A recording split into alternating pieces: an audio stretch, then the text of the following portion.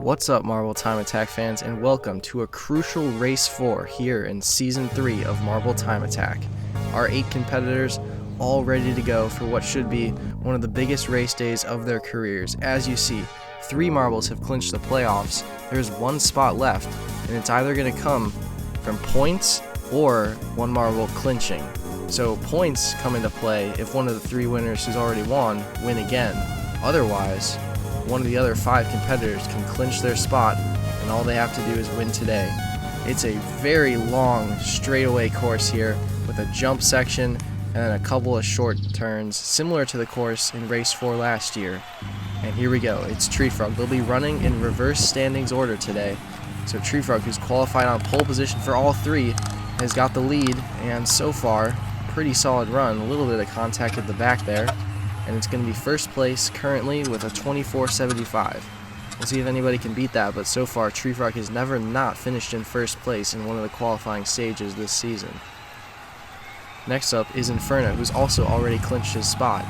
And Slimeball would probably prefer either himself winning or one of the 3 who've already done it, but Inferno loses a member. That's plus 3 seconds onto his worst time, and so it's 27.50, and a really tough time when it comes down to it. It's likely not going to get the job done unless there's other marbles that have DNFs. Next up is Circus, the other one who's clinched. These are our 3 marbles who already clinched the playoffs. They're running first, just setting the first few times. And so far for Circus, look at that marble, a shot out of the jump and across the line. It's first place, and that means that Tree Frog will not win the qualifying section for the first time this season. Now we get into the marbles who have not clinched, and Slimeball is the current leader on points. He's looking for a big run today to set himself up for success. Oh, but it's quite the opposite. He's lost 2 marbles through the jump, currently in last place, and I would be shocked if he didn't get eliminated at this point. And that is really bad news for him. That it's not a death sentence, because there are 3 marbles ahead of him, Circus, Tree Frog, and Inferno. If they win, there's still a chance that Slimeball could qualify because he has so many points. He'll be rooting for them with his life on the line. But all these other marbles, that has opened up a massive door for them. One of them is Slenderman, the rookie, whose best race was the first race of the season. Since then, it's been a bit of a struggle. Keeps all 3 clean and across the line. It's a good time. It's the new first place time, 23.64. The door is open, and he has stepped right into it. Patriot is our 6th runner of the day. He's been pretty quiet this year. He's made a couple of decent runs as a 6th seed in the knockout stage, but nothing concrete. Here he goes, keeping all 3 clean, and at this stage, as long as you keep all 3 clean, you're probably going to move on, and that is really all that matters for these marbles at the back. It's 3rd place for Patriot, and that will be good enough for him. Now on to Titanic, our final 2. It's Titanic and Flare. Both of them just need to keep their marbles on the track, and they should be good. Titanic, a lot of spread between these 2. That last one having a lot of trouble, but it's probably not going to matter, and it doesn't. It's the slowest time of the marbles that have finished, but it's going to be good enough out of that bottom 2 elimination zone. And now Flare, who's currently in last place in the standings. It's been an abysmal year for him, but he would really like a chance to move on. So far so good, keeps all 3 clean. That was actually a pretty strong time. It's actually the strongest time. First place for Flare. That's a bit more like the old Flare right there. And we move on to the knockout stage, where Inferno and Slimeball are both gone. Alright, moving on to the knockout stage, and it's Patriot versus Tree Frog. This one is going to be big, and Patriot gets the jump. It's currently a 6.32 for him, which would be enough to move on. Tree Frog trying to fight back, and now Patriot's got 1 in 5 and 4, and he gets passed by Tree Frog at the back. I think Tree Frog's going to win it. He will. And there was a lot of passes happening here.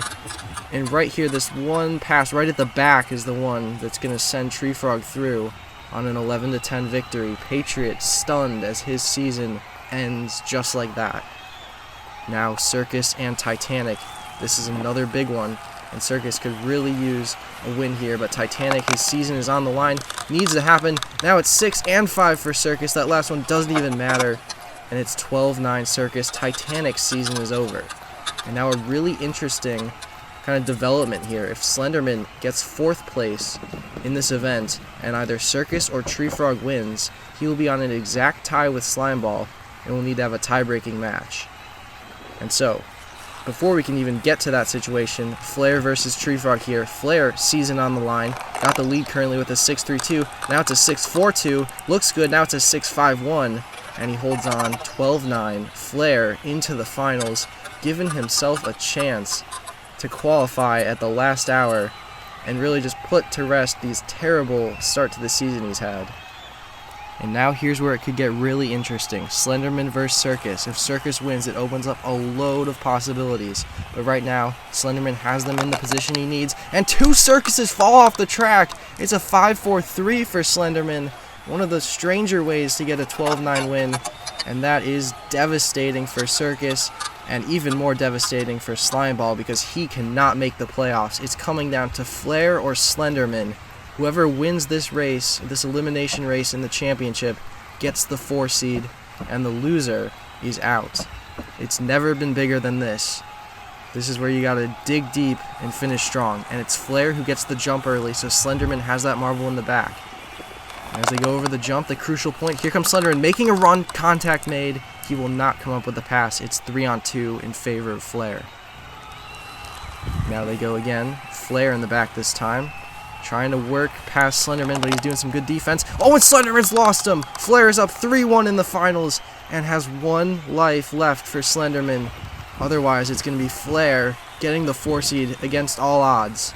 Right now, Slenderman has to be so careful with how he races, and he's doing a pretty good job of it. Now it's 2-on-1. Getting a bit closer, and Flair gets a bad jump. Slenderman's got 1 in front, 2 Flairs. They need to pull off the Inferno move, and they can't. That 1 Flair wipes out, and now it's a 1-on-1 final. Winner of this to the playoffs, loser to the couch. Here we go. Slenderman is trailing, and he's got to find the move over the jump. Here he comes, making a run. Contact is made. Slenderman pushed back. Flair hanging on, and Flair into the playoffs. His perfect attendance streak stays intact, and despite scoring 6 points over the first 3 races of the season, he gets the maximum 8, and more importantly, the clinch by winning this race to join the playoffs as the 4 seed. And that is devastating for both Slenderman and Slimeball, who both have to feel that they were kind of robbed by Flair here.